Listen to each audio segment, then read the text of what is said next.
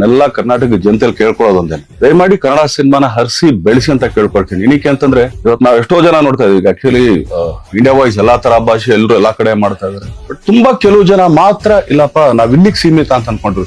ಏನಿಲ್ಲ, ಆಕ್ಚುಲಿ ನಮ್ ಕನ್ನಡ ಸಿನಿಮಾ ನೋಡ್ಲಿಲ್ಲ ಅಂದ್ರೆ ನಾವು ಇಲ್ಲಿಂದ ಬಿಟ್ಟು ಹೋಗ್ತೀವಿ, ನಾವು ಕನ್ನಡ ಸಿನಿಮಾ ಮಾಡೋಣ, ನಥಿಂಗ್ ಲೈಕ್ ದಟ್. ಯಾವತ್ತ ಹತ್ರ ಇದನ್ನ ತಗೊಳ್ಳಲ್ಲ, ಏನು ಇಲ್ಲ. ನೀವುಗಳು ಕೊಟ್ರೆ ಆಶೀರ್ವಾದದಿಂದ ತೊಡಕೆ ಮಾಡ್ಕೊಂಡಿದೀವಿ, ಆಚ ಕಡೆಗೆ ಹಸು ಇಸು ಹಾಕೊಂಡು ಅಲ್ಲೇ ಇರ್ತೀವಿ. ಬಟ್ ಯಾವತ್ತಿದ್ರು ಕನ್ನಡಕ್ಕೆ ಸಿನಿಮಾ ಮಾಡೋದು, ಕನ್ನಡ ಸಿನಿಮಾನೇ ಮಾಡೋದು. ಯಾಕಂದ್ರೆ ಇದೇ ಚಿತ್ರರಂಗನೇ, ಇನ್ನು ಇದನ್ನ ಬಿಟ್ಟು ಬೇರೆ ಯಾವ್ದೇ ತರದ ಆಟಗಳು ನಮ್ಗೆ ಗೊತ್ತಿಲ್ಲ. ನಾವೆಲ್ಲ ನಂಬ್ಕೊಂಡಿರೋದು ಕನ್ನಡ ಚಿತ್ರರಂಗ, ಹಾಗೇನೆ ಕನ್ನಡ ಪ್ರೇಕ್ಷಕರನ್ನ. ಯಾಕಂದ್ರೆ ಥಿಯೇಟರ್ಗಳು ಪಾಪ ಅವರೆಲ್ಲ ಆಕ್ಚುಲಿ ನಂಬ್ಕೊಂಡಿರೋದೇ ಕನ್ನಡ ಸಿನಿಮಾ.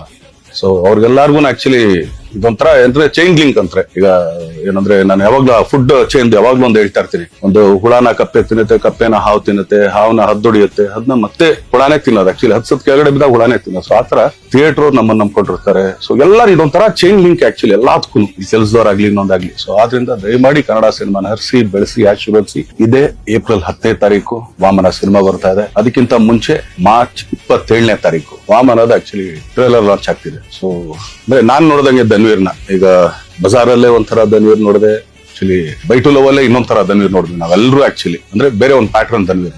ಕೈವಾದಲ್ಲಿ ಅದೊಂದು ರಿಯಲ್ ಬೇಸ್ ಸ್ಟೋರಿ ಅಂತ ಹೇಳಿದ್ರು, ನನ್ಗೆ ತುಂಬಾನೇ ಇಷ್ಟವಾದಂತ ಸಿನಿಮಾ.